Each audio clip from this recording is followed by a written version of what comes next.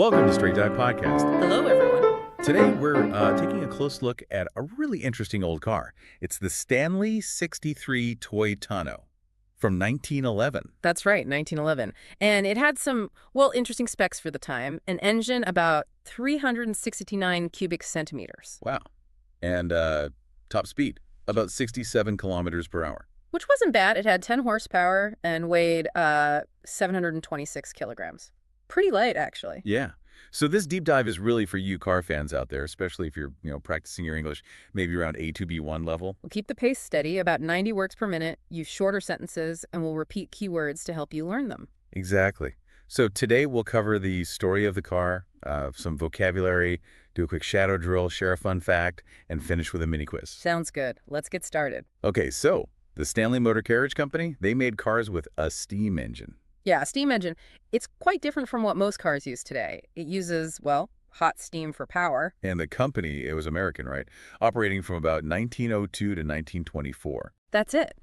And people had a nickname for them, Stanley Steamers. They made quite a few different models over the years. Who actually started it all? It was twin brothers, Francis E. Stanley and Freelon O. Stanley. Twins. Okay. Yeah. And interestingly, they were in the photo business first. Yeah. Sold it to Eastman Kodak, actually. No way. Kodak. Yep. Then they made their first car in 1897, also using a steam engine, of course. And they hit the ground running, didn't they? Sold over 200 cars in just 98 and 99. They did. More than any other U.S. maker at that specific time. It was quite a start. And there's that famous story about Mount Washington. Oh, yeah. In 1899, Freeland and his wife, they actually drove a Stanley car right up Mount Washington. Which is like the highest peak in the whole northeastern U.S. Exactly. Took them over 2 hours. And it was the very first time any car had climbed that particular road. Wow. Must have been tough going down, too. Definitely. Used low gear and a lot of braking, you can imagine. They later sold the rights to that early design to locomobile. Ah, okay. But they didn't stop there. No. In 1902, they started the Stanley Motor Carriage Company proper. And those early cars. Yeah. They look quite different, right? Light wooden bodies. Yeah, wood bodies on tubular steel frames. Huh. And they used these full elliptic springs, made the ride smoother, supposedly. And the steam. Where does that come from? The boiler, I assume? Right? A boiler, like a big tank heating water. It was under the seat in those early ones. A vertical fire tube boiler. Heated by... Gasoline at first. Later, they switched to kerosene. And they wrapped the boiler in piano wire. Piano wire. Why? Made it strong, but kept it light. Pretty clever, actually. And inside the boiler? Copper tubes. Early on, yes. Copper fire tubes. Yeah. But later, they used welded steel. They had some issues with oil leaks when they added a condenser. The condenser. We'll come back to that. What about safety? Boilers sound intense. They had safety valves, crucial for managing the pressure. But even if those failed, the design meant joints would leak at first. Reducing the pressure. Exactly. It would lower the pressure and stop the burner. They say Stanley boilers never actually explode. That's reassuring. What about the engine itself? It had 2 cylinders, double-acting, side by side, used simple slide valves. Simple expansion engine. And the power went straight to the back wheels. Yep, directly to the rear differential using a chain. Like a big bicycle chain, basically. So, no complex transmission. Not like in gasoline cars. Owners of those early locomobiles, based on the Stanley design, often tweaked them. Added better oilers, sometimes a condenser. Try to make them easier to start, too, I bet. Definitely. Starting a steam car wasn't just turning a key. So the Stanley brothers kept innovating. They did. They made a new model with twin-cylinder engines linked right to the back axle. Avoided some patent problems that way. Clever. And later models started looking more conventional. Sort of. Aluminum bodies came in. Look a bit more like the gasoline cars that were getting popular.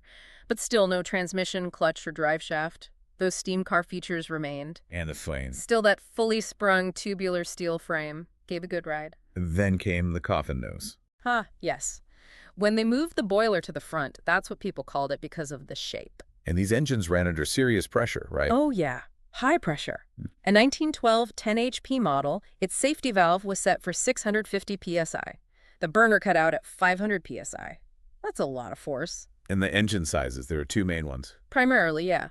The 10 horsepower that had a 3.25-inch bore, 4.25-inch stroke cylinder, and the 20 horsepower 4-inch bore, 5-inch stroke cylinder, Lots of ball bearings in them, too, for smooth running. You mentioned the condenser earlier. Why add that? Ah, the condenser. They started adding them around 1915.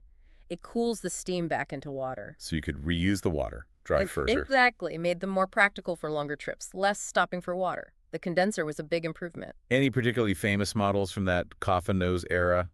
Well, there was the 20 HP Model H Gentleman's Speedy Roadster, bit of a mouthful. Definitely. And the 30 HP Model K Semi-Racer, those are the faster, more powerful ones. But they sold more of the simpler ones. Oh, yes. The 10 horsepower cars were the bread and butter, like the Model E from '05 to '09, and then the 60 series from 1910 to 1914. Our Model 63 fits right in there. Exactly. And these 10 HP cars, they use the same core steam tech. People said they were actually quite good to drive.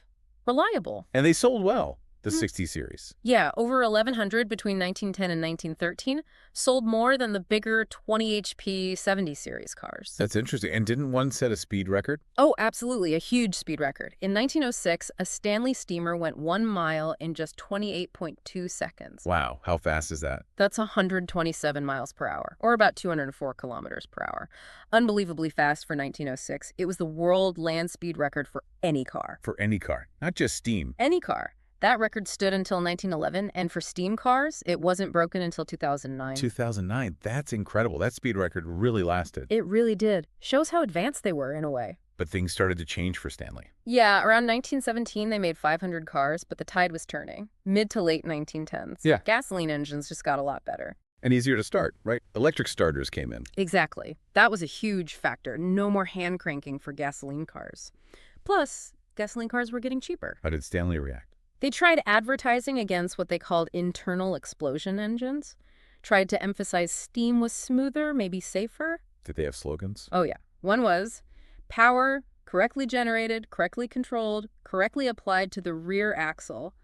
Trying sound superior, maybe make gasoline seem a bit uncontrolled. Didn't quite work, though. Mm. And then tragedy struck. Sadly, yes. F.E. Stanley died in a car accident in 1918. F.O. Stanley then sold the company. And after that? It sort of declined. Technology didn't really advance much. They stopped making the high horsepower models after 1918. And the price difference became huge. Massive. By 1924, a Stanley sedan cost nearly $4,000. A Ford Model T was under $500. Wow. No contest, really. Pretty much. The electric starter really killed the main advantage steam had. They couldn't compete on price. Advertising wasn't working. People wanted easy starting and speed. And so the factory closed. In 1924, yeah. End of an era. So back to our 1911 Model 63 Toy Tonneau. Tonneau was that open rear seating style, right? Yeah, that body style. And toy maybe meant it was a smaller, perhaps more basic version. It's hard to say for sure, but likely indicates a lighter model. It's fascinating how dominant they were for a while, though. Really advanced steam engine tech. Definitely. A real high point for steam cars. Okay, should we look at some keywords? Let's do it. 7 key vocab words from the story. First one, steam engine. A steam engine is an engine that uses the power of steam to work. Repeat. Steam engine. The Stanley car had a steam engine. Second word, Boiler. a boiler is a container where water is heated to make steam. Repeat, boiler. The boiler was under the seat in early models. Third, cylinder. A cylinder is a round part of an engine where the piston moves. Repeat, cylinder. The Stanley steam engine had 2 cylinders. Fourth word, chain. A chain is a series of connected metal links used to transmit power. Repeat, chain. Power went to the wheels using a chain. Fifth, condenser. A condenser is a device that cools steam and turns it back into water.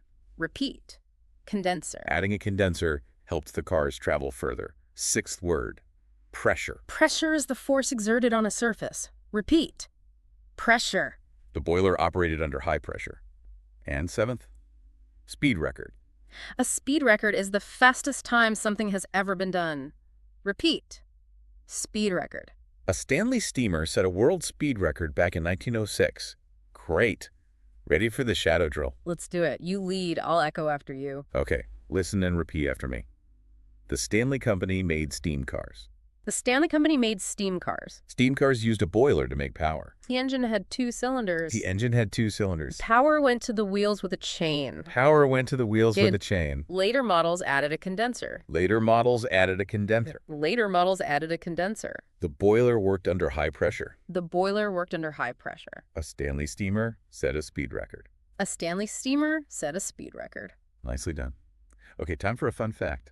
Oh, I like this part. What have you got? Just reiterating that amazing fact, a Stanley steamer was once the fastest car in the entire world. Yeah, 1906. Faster than any gasoline car, anything. It's pretty wild to think about a steam engine achieving that. Absolutely. Okay, let's wrap up with a mini quiz. 3 questions. I'll ask, pause, then give the answer. You can try to answer in the pause. Ready when you are. Question number 1. What type of engine did the Stanley 63 Toy Tonneau have? Pause. Answer. A steam engine. Echo. A steam engine. Question number 2. In what year was the Stanley Model 63 Toy Tonneau made? Pause. Answer. 1911. Echo. 1911. And question number 3. What was one reason why Stanley steam cars became less popular? Pause. Answer. Gasoline cars became cheaper and easier to start. Echo. Gasoline cars became cheaper and easier to start. Great job if you got those right. Whew. So, just to quickly recap, the 1911 Stanley 63 Toy Tonneau, a fascinating American car powered by a steam engine and its trusty boiler. Right. Very popular, held a world speed record, but eventually lost out to improving gasoline tech, things like electric starters and lower prices. So, something for you to think about. Imagine driving one of these steam cars back then. What do you think the pros and cons would have been compared to an early gasoline car? Managing the pressure, the startup. Yeah, definitely a different experience. Would you have preferred the quiet power of steam or the perhaps simpler operation of gasoline once starters arrived? Something to ponder. Absolutely.